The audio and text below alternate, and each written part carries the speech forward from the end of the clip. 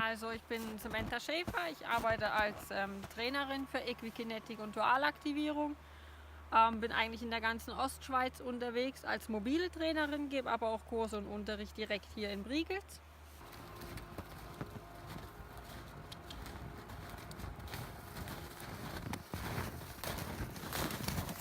Ja, Equikinetik ist eigentlich ein reines Muskelaufbautraining fürs Pferd.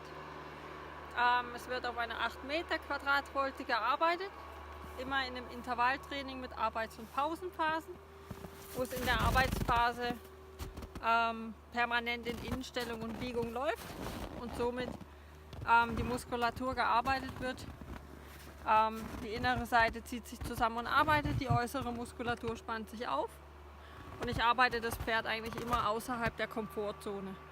Also in einem sehr fleißigen Schritt oder dann im Trab, in einem sehr untertourigen Trab, aber in der trotzdem fleißigen Hinterhand.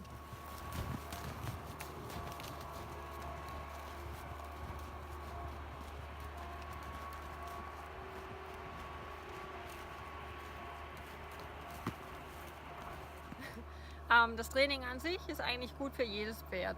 Also ein gesundes Pferd, wie ein Pferd, das in der Rehab-Phase ist, was vielleicht einen Sehnenschaden hatte, kann dadurch wieder aufgebaut werden.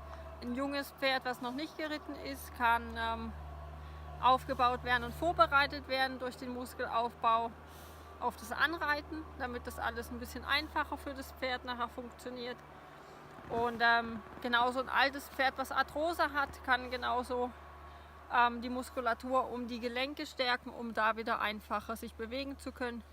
Und jedes gesunde Pferd, was normal geritten ist oder gefahren ist, muss nicht mal geritten sein.